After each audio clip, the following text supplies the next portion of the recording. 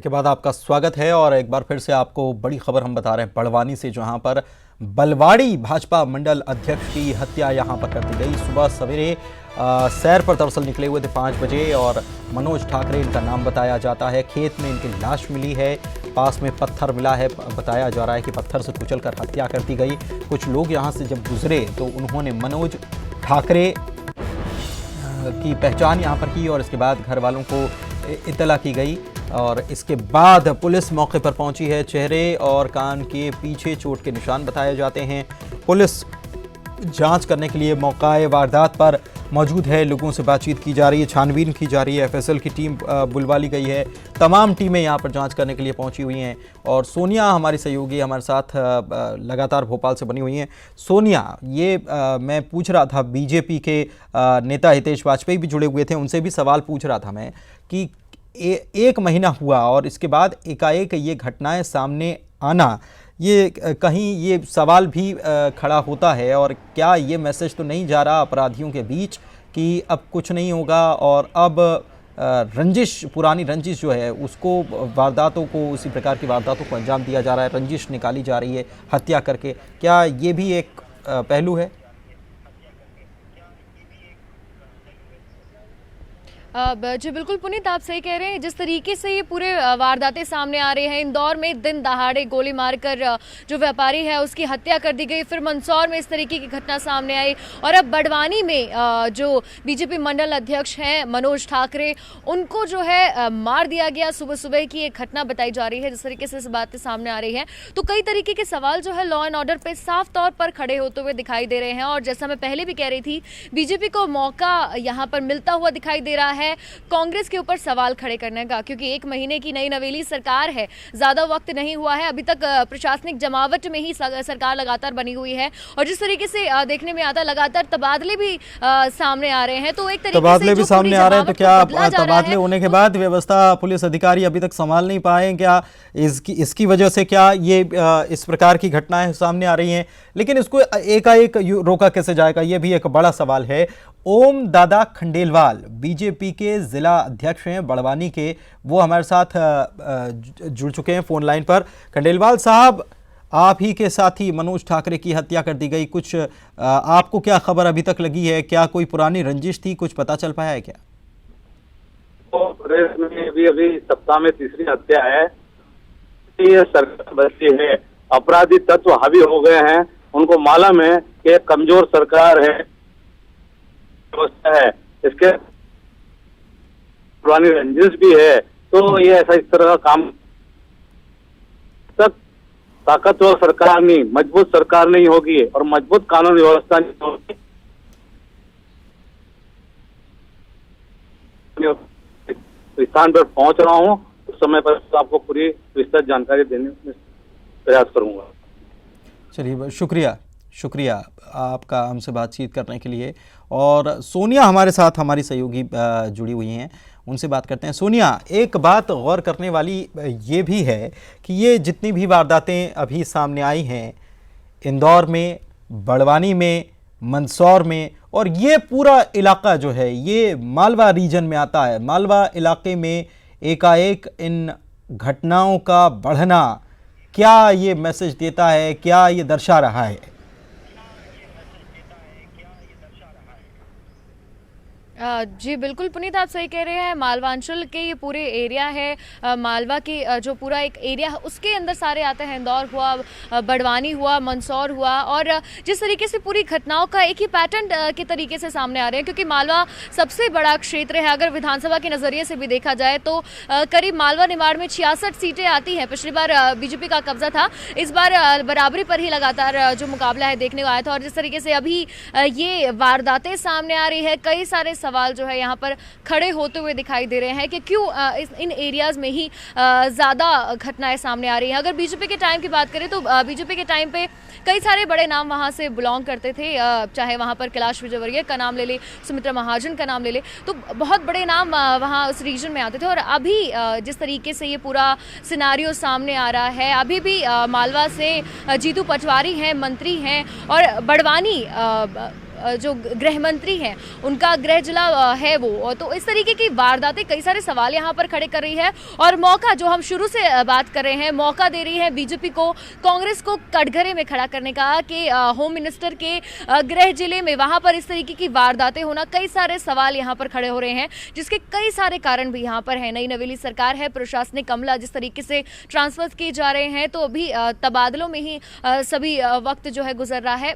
जमावट जमीनी उतना होना शुरू नहीं हुई है। और जिस तरीके से कहा भी जा रहा है, लगातार न्यूज़ 18 भी ये सवाल उठा रहा है कि क्या जो आपराधिक तत्व हैं, क्या उनमें ये मेंटालिटी तो नहीं वास करने लगी है कि अब कांग्रेस की सरकार आ गई है तो उनको कुछ ढील मिल गई है। हालांकि शुरू से ही कमलनाथ मुख्यमंत्री जीरो टॉलरेंस की बात कर रहे हैं कि किसी भी अपराध पर जीरो टॉलरेंस की ही नीति अपनाई जाए, जल्द से जल्द काम किया जाए, उस पर जल्द से जल्द कार्रवाई की जाए। लेकिन उसके बावजूद जिस तरीके से अपराध लगातार सामने आ रही हैं और रोजाना इस तरीके की घटनाएं सामने आ रही हैं, इंदौर, मंदसौर और अब बड़वानी, तो कई सारे सवाल यहाँ पर खड़े होते दिखाई दे रहे हैं कि जो प्रशासनिक व्यवस्था है, जो सुरक्षा व्यवस्था है, जमावट भले ही की जा रही हो सोनिया, जमीनी स्तर पर उस जमावट का कोई इम्पैक्ट नजर नहीं आ रहा है, भले इतने बड़े स्तर पर जमावट की गई हो।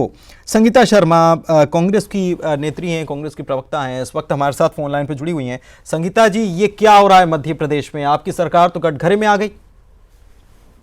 देखिए, अगर ये कोई मामला सामने आया है जो आप बता रहे हैं कि बड़वानी का एक मामला सामने आया है, तो अभी ये जो मामला है इस पर जांच होगी और जांच के बाद मालूम चलेगा कि क्या स्थिति निर्मित हुई थी जिसकी वजह से ये हुआ है। और गृह मंत्री जी के संज्ञान में ये बात आएगी और गृह मंत्री जी इस पर जांच के आदेश देंगे, उसके बाद जो भी स्थिति होगी वो स्पष्ट हो जाएगी। गृह मंत्री जी का जिला है, कांग्रेस की सरकार बनी है, जीरो टॉलरेंस की बात की जा रही थी, आपके सरकार में लगातार ट्रांसफर्स भी हो रहे हैं, एक के बाद एक ट्रांसफर हो रहे हैं, रोजाना करीब हर 4-5 दिनों में लिस्ट सामने आ जाती है। लेकिन आखिर क्या वजह है कि अपराधियों में बिल्कुल भी ये मैसेज नहीं जा रहा है और रंजिशें निकाली जाने लगी हैं? कांग्रेस की सरकार बनी और रंजिशें निकाली जाने लगी। देखिए, मैं आपको बताना चाहूंगी, आप ट्रांसफर को लेकर बात कर रहे हैं, तो जो 15 साल पुरानी जो व्यवस्थाएं थी उसमें बदलाव करना बहुत आवश्यक था। और हमारा तो नारा भी था कि वक्त है बदलाव का, तो इसमें बदलाव की बहुत आवश्यकता है। 15 सालों से जो जमावट थी मध्य प्रदेश के अंदर, चाहे आप ब्यूरोक्रेट्स में ले लीजिए या ये जो कानून व्यवस्था बिगड़ी हुई थी इसको देख लीजिए, तो लगातार अभी हमारी 1 महीने की सरकार हुई है और इस 1 महीने में माननीय कमलनाथ जी मुख्यमंत्री जी ने जितने भी कार्य किए हैं उससे ये साफ नजर आ रहा है कि आने वाले टाइम पर मध्य प्रदेश की जो सारी व्यवस्थाएं हैं वो बदल जाएगी और सब कुछ अच्छा नजर आएगा आपको। जितने अपराध घटित हो रहे थे इन 15 वर्षों की जो व्यवस्थाएं थी इसको बदलने का कार्य हमने सबसे पहले किया है और माननीय मुख्यमंत्री। लेकिन ये घटनाएं जो हो रही हैं संगीता जी, ये तो दर्शा रही हैं कि अपराधियों के लिए मुफीद माहौल हो गया। देखिए, अभी ये मामला हमें पूरा समझना पड़ेगा, ये आपसी रंजिश थी, जो भी कारण था। नहीं, एक मामले की बात नहीं हो रही है संगीता जी, एक मामले की बात नहीं हो रही है। देखिए, इंदौर में हत्या होती है प्रॉपर्टी व्यवसायी की, उसके बाद मंदसौर में होती है, कल इंदौर में एक और हत्या हुई है, जबलपुर में घटनाएं सामने आती हैं और आज बड़वानी में। देखिए, आप मंदसौर की अगर बात कर रहे हैं तो मंदसौर में तो भाजपा नेता को भाजपा के ही कार्यकर्ता के द्वारा हत्या की गई थी, वो बात तो सामने भी आ गई, उनकी गिरफ्तारी भी हो गई है। और जहां तक इंदौर के आप मामले की बात कर रहे हो, उसमें भी जो डिब्बा वाला जो आप बता रहे थे जो मामला था, उसके अंदर भी यही हुआ था कि उनकी आपसी रंजिश थी, पुरानी कोई दुश्मनी। ये रंजिश है, ठीक है, हम मान रहे हैं, हम ये थोड़ी कह रहे हैं कि इसके पीछे किसी राजनीतिक दल का हाथ है, लेकिन ये घटनाएं अचानक से होने लग जाना। उमाशंकर गुप्ता, पूर्व गृह मंत्री, इस वक्त हमारे साथ जुड़े हुए हैं। उमाशंकर गुप्ता जी, क्या मानते हैं, क्या एक घटनाओं में इजाफा होना, एक के बाद एक घटनाएं सामने आना और हत्याएं होना एक के बाद एक? देखिए, कांग्रेस के पूरे मंत्री और सरकार बंदरबाट में लगे हुए हैं, कौन सा विभाग मिल जाए, कौन मंत्री बन जाए, प्रदेश की जनता की चिंता नहीं है। कानून व्यवस्था एकदम लड़खड़ा गई है, लगातार रोज घटनाएं हो रही हैं और कहीं कोई कार्रवाई सख्त नहीं हो पा रही है। ये कर्म नहीं बचा जा सकता कि वो कौन था, क्या था, रंजिश थी। आखिर ये असामाजिक तत्व एकदम बाहर निकल कर कैसे आ गए?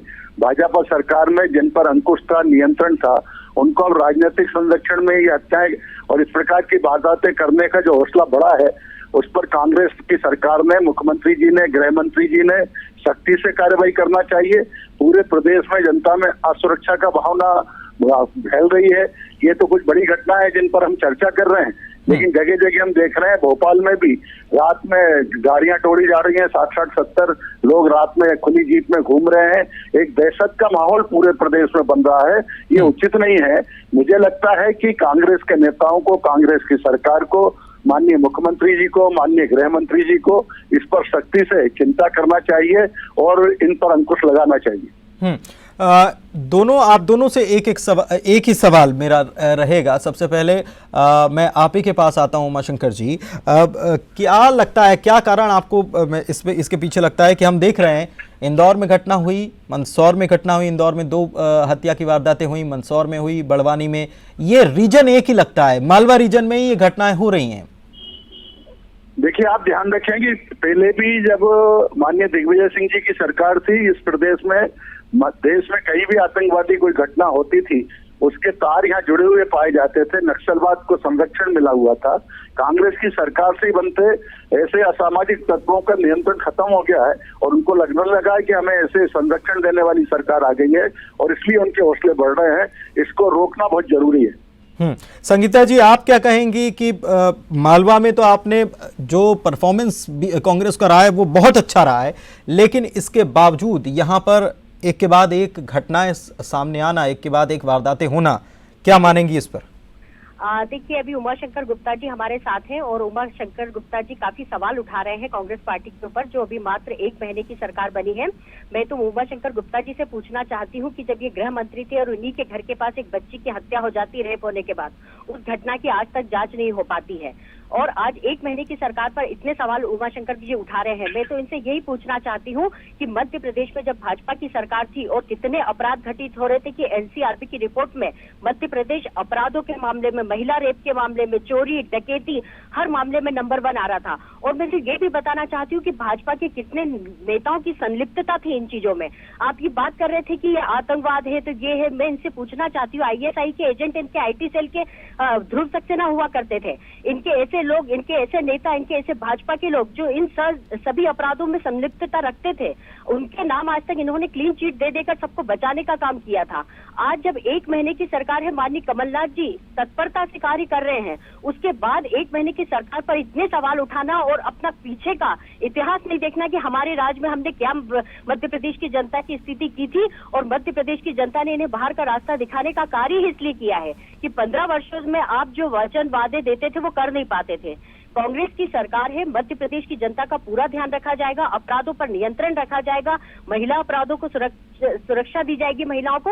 ये सारे कार्य हम करेंगे। उमाशंकर गुप्ता जी ज्यादा चिंता न करें। अपने जो इन्होंने जो काले चिट्ठे थे जिनको उन्होंने छुपा कर रखे थे, अब तो वो भी उजागर होंगे और सब पर जांच होगी। आपने ट्विंकल का मामला देखा होगा, कल इंदौर का, उस पर भी जांच हुई और भाजपा के नेता उसमें शामिल निकले। तो नहीं, लेकिन संगीता जी आप ये बीजेपी पर आरोप लगाते हुए अपना बचाव नहीं कर सकते हैं।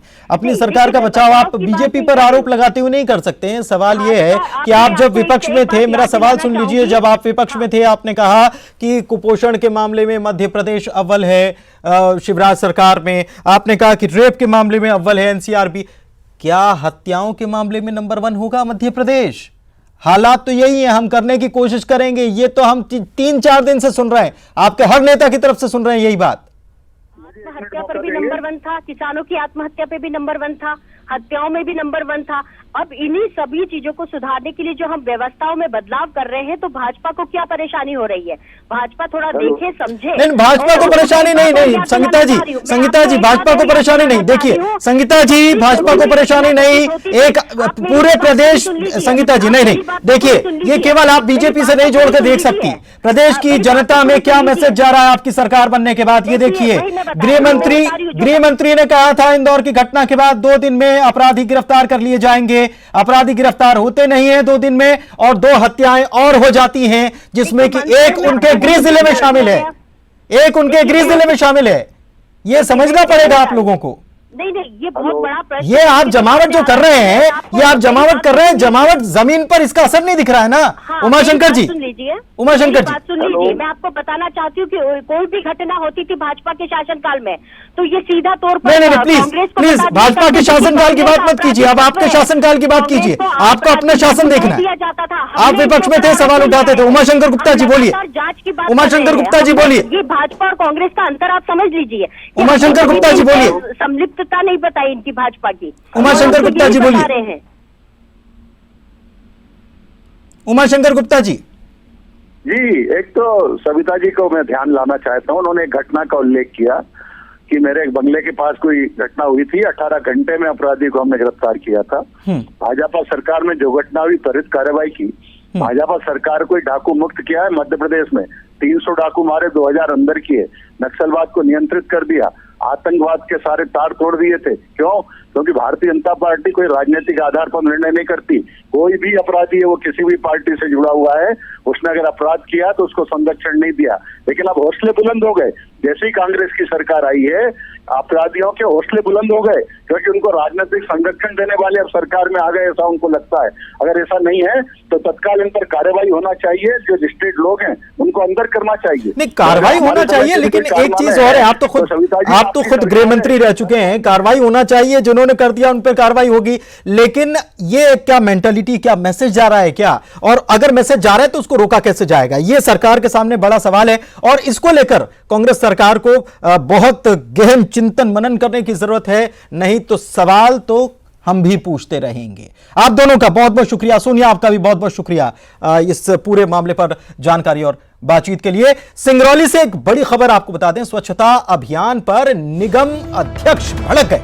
कार्यक्रम में बोले नगर निगम अध्यक्ष चंद्र प्रताप विश्वकर्मा। जिले में चल रहे स्वच्छता अभियान पर उन्होंने कहा है, सिर्फ फोटो खिंचाने तक सीमित है स्वच्छता अभियान, चुनाव में जनता हमें जूते मारेगी।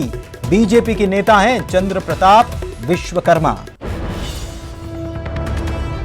तो केवल फोटो चमकाने के लिए यह सब चल रहा है, कह रहे हैं। फोटो खिंचवा लिए, ये गलत बात है। और ये अभी हमारे सफाई कर्मचारी अगर सही से मन से लग जाए तो आज हमारा सिंगरौली साफ हो जाए। ये 1-1 करोड़ अभी कितना कम है, कितना कम है एनजीओ दिया गया है, कितना काम है बताइए, कितना काम है तिवारी जी?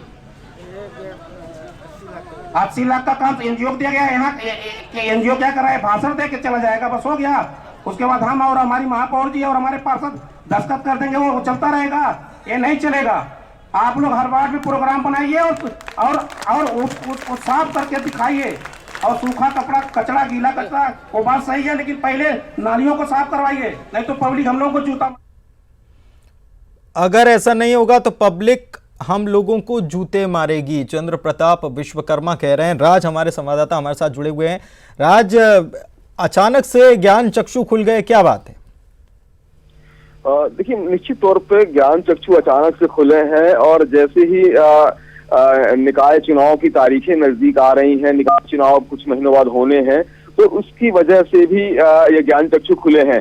और सिंगरौली जिले की अगर सर बात कर लें तो सिंगरौली जिले में स्वच्छता के नाम पे जिस तरह से पैसों का वंदरबाट हो रहा है, उसको लेकर भी चंद्र प्रताप विश्वकर्मा जो है वो काफी खफा थे पूरी सभा के दौरान।